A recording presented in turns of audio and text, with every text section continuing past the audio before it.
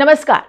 असम की बिस्वा शर्मा सरकार ने राज्य के 1281 सरकारी मदरसों का नाम बदलकर मिडिल इंग्लिश स्कूल कर दिया है। Assam director of elementary education ने पिछले हफ्ते एक ऑर्डर जारी कर इन सभी सरकारी संचालित और सरकारी सहायता प्राप्त एमई मदरसों यानी मिडिल स्कूल मदरसों को तत्काल प्रभाव से आम स्कूलों में बदलने का इंस्ट्रक्शन दिया था।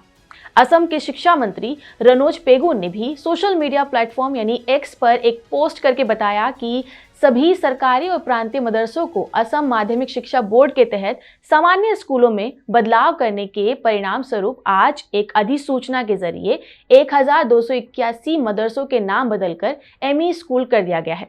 असम के एजुकेशन मिनिस्टर रनोज पेगू ने कहा कि ये कदम शिक्षा प्रणाली में बेहतरी को बढ़ावा देने के लिए किया जा रहा है।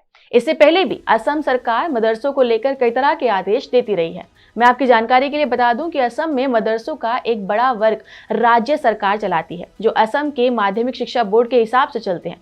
लेकिन मदरसों में 2 सब्जेक्ट अरबी भाषा और धर्मशास्त्र अलग से पढ़ाए जाते हैं। असम में कई तरह के मदरसे जो हैं वो प्राइवेट भी हैं, हालांकि इनका डेटा अवेलेबल नहीं है। दरअसल असम में कई दशकों से चल रहे इन मदरसों को बंद करने को लेकर न केवल विवाद पैदा हो गया है, बल्कि एक बड़ा तबका बीजेपी नेतृत्व वाली सरकार पर ध्रुवीकरण की राजनीति करने का आरोप भी लगा रहा है। असम सरकार इससे पहले कई मदरसों को भी बंद कर चुकी है और कुछ मदरसों के रिलीजन स्टेटस भी छीन लिए गए हैं। इससे पहले भी हिम्मत बिस्वा शर्मा ने कई आयोजनों में इस मामले पर बात की। पिछली भाजपा सरकार में शिक्षा मंत्री के तौर पर सीएम शर्मा ने राज्य संचालित मदरसों को स्कूलों में बदलने के लिए कानून को आगे बढ़ाया था। तब उन्होंने कहा था कि हमें किसी समुदायों से दुश्मनी के कारण ये फैसला नहीं ले रहे हैं, बल्कि समाज के एक पिछड़े और शोषित वर्ग के उत्थान के उद्देश्य से ये ऐसा कदम उठा रहे हैं। यहाँ तक कि सीएम ने ये तक कह दिया कि अगर भारतीय मुसलमानों को शिक्षा के मैदान में आगे बढ़ना है तो मदरसा शब्द को खत्म करना होगा। अगर आप धर्म की शिक्षा देना चाहते हैं तो अपने घर में दीजिए, स्कूलों में आपको विज्ञान गणित ही सीखना होगा। हालांकि उनके ऐसे कई बयानों के बाद कई तरह की आलोचनाएं भी की गई।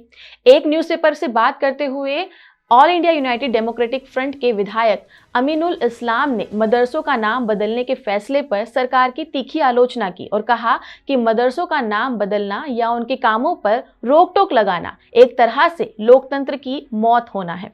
इससे पहले भी अगस्त और सितंबर 2022 में कथित तौर पर राष्ट्र विरोधी और जिहादी कामों में शामिल होने के आरोप में 4 मदरसों को तोड़ भी दिया गया था। 31 अगस्त 2022 को गोलपारा जिले में वहां रहने वाले स्थानीय निवासियों ने एक मदरसा गिरा दिया था। क्या मदरसों पर इस तरह की कार्यवाही से किसी भी तरह की सांप्रदायिकता के मुद्दे के उठने के आसार बन सकते हैं? क्या सही में इन मदरसों में करवाई जाने वाली पढ़ाई देश और संस्कृति के लिए खतरा है? खैर, ये सब बातें तो जांच का विषय है, पर हाँ, मदरसों में क्या पढ़ाई हो रही है, कहाँ से फंडिंग आ रही है और पढ़ाने वाले टीचर्स कौन हैं, इन सभी बातों की जांच होना और मदरसों का एक स्टैंडर्ड डिसाइड होना बहुत जरूरी है। इस पर आपका क्या कहना है, हमें कमेंट करके जरूर बताएं। नमस्कार।